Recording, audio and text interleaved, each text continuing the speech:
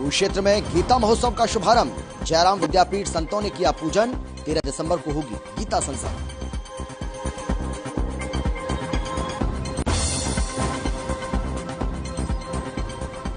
और हरियाणा वेयरहाउस के लापरवाह अधिकारियों पर गिरेगी गाज। हर खबर हरियाणा पर बोले चेयरमैन एनपाल रावत। दोषियों पर होगी सख्त कार्रवाई। बिलासपुर अनाज मंडी में करोड़ों का गेहूं हुआ है बर्बाद।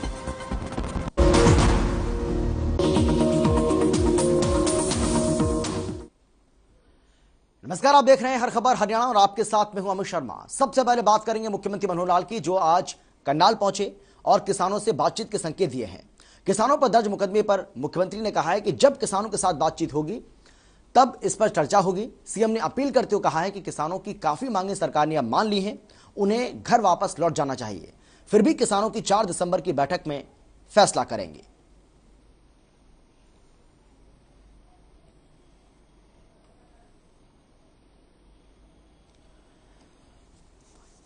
तो मुख्यमंत्री मनोहर लाल की ओर से यह बड़ा बयान आया है।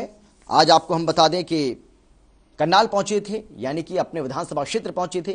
मुख्यमंत्री मनोहर लाल यहीं से विधायक हैं और आज अपने जब विधानसभा क्षेत्र वो पहुंचे तो मीडिया से बातचीत को लेकर, किसान आंदोलन को लेकर एक बड़ा बयान उनकी ओर से दिया गया, जिसमें उन्होंने कहा है कि हम किसानों से बातचीत करने के लिए तैयार हैं, हमें इसमें कोई आपत्ति नहीं है, लेकिन किसानों को अब अपना आंदोलन वापस लेना चाहिए। किसानों को अब अपने घर वापस लौट जाना चाहिए, क्योंकि ज्यादातर मांगों को सरकार ने उनकी मान लिया है। तो दूसरी तरफ गुरनाम सिंह चड़ूनी समेत तमाम नेता ये कह रहे हैं कि हम अपने घर वापस नहीं लौटेंगे जब तक हमारी सारी मांगें पूरी नहीं हो जाती, जब तक हमारी जितनी भी मांगें हैं उनको सरकार पूरा नहीं कर देती है, तब तक हम अपने घर वापस नहीं लौटेंगे। लेकिन मुख्यमंत्री की ओर से बिल्कुल साफ कर दिया गया है कि हम किसानों से बातचीत करने के लिए भी तैयार हैं। किसान अगर हमसे बातचीत करना चाहते हैं तो हम बातचीत करने के लिए तैयार हैं, लेकिन उन्हें अब आंदोलन आगे नहीं बढ़ाना चाहिए, अपने आंदोलन को समाप्त कर देना चाहिए, क्योंकि ज्यादातर मांगों को उनकी जो मांगे थी उनको सरकार पूरा कर चुकी है। ऐसे में इस आंदोलन को आगे बढ़ाना, आंदोलन को जारी रखना या दिल्ली के बॉर्डर्स को घेरे रखना अब उचित नहीं है, यह कहा गया है मुख्यमंत्री की ओर से। तस्वीरें आपको हम दिखा रहे हैं, उस वक्त की ही तस्वीरें हैं जब मुख्यमंत्री मनोहर लाल आज करनाल पहुंचे।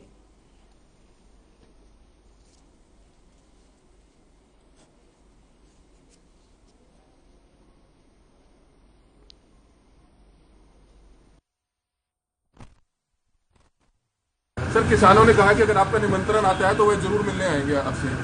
ठीक है, निमंत्रण देंगे उनको। तो लगता है तो समाधान होता हुआ नजर आ रहा है। काफी नजदीक पहुंची है बात। तो दर्ज मामलों के ऊपर कोई विचार किया जा रहा है, तो उनकी सिर्फ एक मांग रह गई है कि जब आपस में मिल बैठेंगे तो बात करेंगे। तो निमंत्रण भेजेंगे सर आज? अभी बात करेंगे। तो अपनी तरफ से कुछ किसान नेताओं को कहना चाहेंगे कि अब काफी मांगे मान ली है सरकार ने, अब वापसी हो जानी चाहिए? नहीं, वो तो मैंने पहले ही अपील की है और दोबारा करता हूँ कि अब उनको वापस घर जाना चाहिए। फिर भी वो 4 तारीख को 2 दिन बाद मीटिंग करेंगे। कृषि कानून वापसी पर मुहर लग चुकी है, लेकिन किसान अभी भी अपनी कई मांगों को लेकर आंदोलन पर अड़े हुए हैं। किसानों का लगातार बैठक भी कर रहे हैं और अब किसान 4 दिसंबर को बैठक करेंगे, जिसमें यह साफ होगा कि किसान अपना आंदोलन खत्म करेंगे या फिर जारी रखेंगे। आपको बता दें कि किसान लगातार एमएसपी पर गारंटी की मांग कर रहे हैं। वहीं हर खबर के चैनल हेड सुंदर सोलंकी ने गुरनाम सिंह चड़ूनी से बातचीत की है। बातचीत में गुरनाम सिंह चड़ूनी ने क्या कुछ कहा है, सुनिए आप।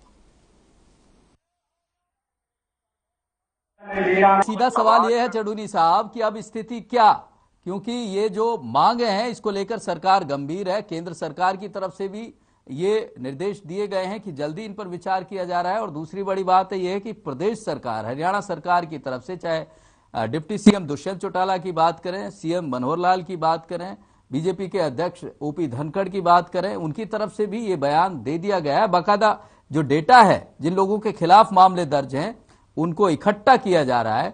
सरकार आपकी मांगों को लेकर गंभीर है, लेकिन सवाल यह है कि आप वहां से हटने के लिए कब गंभीर होंगे? देखिए, हमारे साथ कोई बात नहीं हुई। वो डाटा इकट्ठा कर रहे हैं। डाटा तो पहले ही सरकार के पास है इकट्ठा, उन्होंने क्या करना है जी। और हमारे से कोई बात नहीं हुई कि वो मुकदमे वापसी का क्या कर रहे हैं, मुआवजे का क्या कर रहे हैं, जो बाकी स्टेटों में मुकदमे हैं उनका क्या कर रहे हैं। इस बारे कुछ भी नहीं हुआ।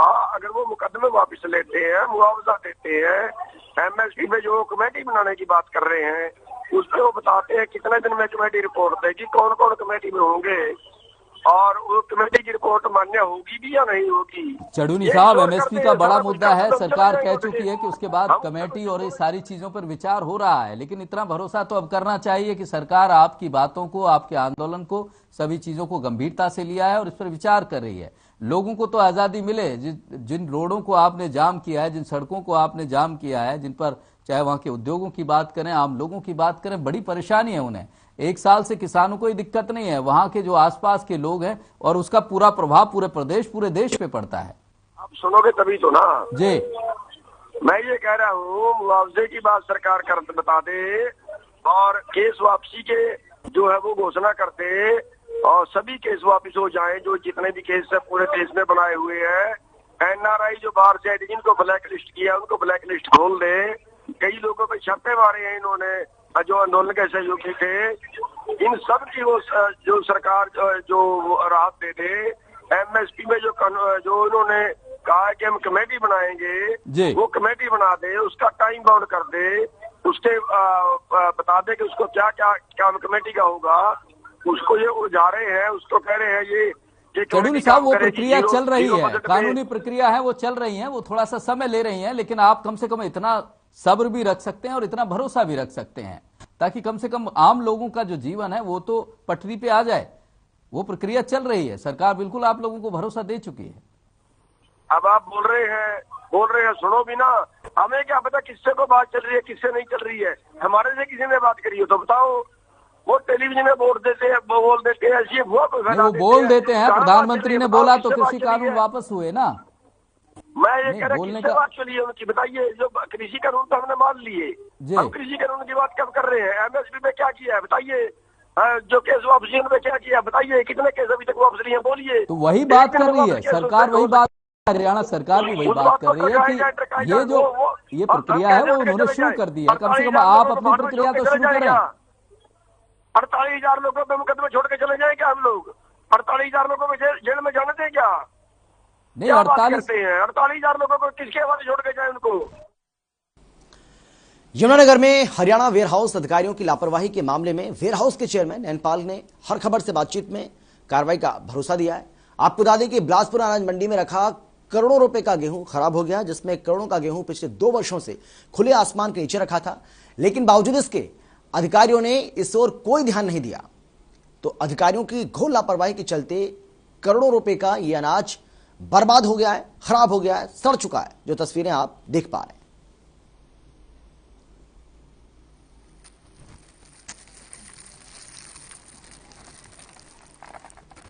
मैं आपको दिखाना चाहता हूं कि गेहूं की हालत है। ये देखिए, ये हालत। कोरोना के नए वेरिएंट को लेकर सरकार पूरी तरह से सजग है। हरियाणा बीजेपी अध्यक्ष ओम प्रकाश धनखड़ ने हर घर वैक्सीन मुहिम शुरू करने वाले वाहन को हरी झंडी दिखाकर रवाना किया। इस मुहिम की शुरुआत बादली हलके से शुरू किए जाने की बात कही गई है।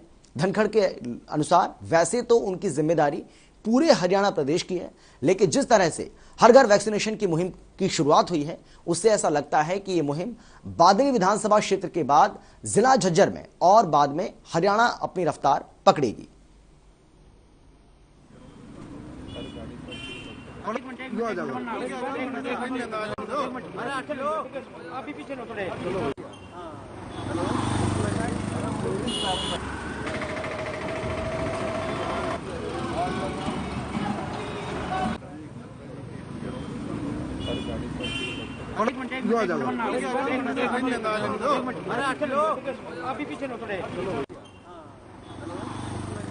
कि सबसे पहले तो मैं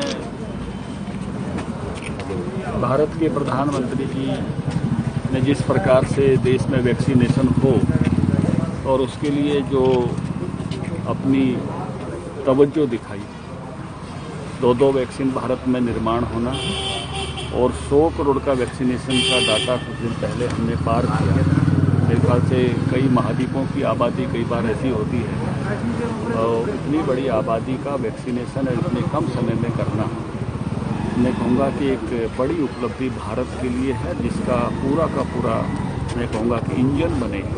तो डॉक्टर्स की टीम के साथ, वैज्ञानिकों की टीम के साथ, जो स्टाफ है, नर्सिंग स्टाफ की टीम के साथ भारत के प्रभार। कोरोना के नए वेरिएंट ओमिक्रॉन से बचाव को लेकर केंद्र और राज्य सरकारें तमाम प्रबंध कर रही हैं, तो वहीं हरियाणा रोडवेज इस दिशा में क्या कदम उठाने जा रही है, इसी मुद्दे को लेकर हमारे संवाददाता रवि चंदेल ने परिवहन मंत्री मूलचंद शर्मा से खास बातचीत की है। आप भी सुनिए। कोरोना के नए वेरिएंट ओमिक्रॉन से बचाव को लेकर केंद्र और राज्य सरकार द्वारा तमाम तरह के प्रबंध किए जा रहे हैं, तो दूसरी ओर हरियाणा की लाइफलाइन यानी हरियाणा रोडवेज के लिए क्या कुछ दिशा निर्देश पारित किए जाएंगे, इसी विषय में विस्तार से चर्चा करने के लिए हमारे साथ मौजूद हैं परिवहन मंत्री मूलचंद शर्मा। सबसे पहले तो बहुत बहुत स्वागत है सर आपका हर खबर हरियाणा। धन्यवाद सर, ओमिक्रॉन को लेकर क्या कुछ दिशा निर्देश जो है वो पारित किए जाएंगे आगामी समय में? जिस तरह की जानकारी मिल रही है कि कोरोना की जो तीसरी जो वेव है जिसकी शुरुआत हो चुकी है और जो गाइडलाइन केंद्र की तरफ से प्रदेश की तरफ से हरियाणा रोडवेज को जो मार्गदर्शन मिलेगा उसी गाइडलाइन से आज भी हम काम कर रहे हैं।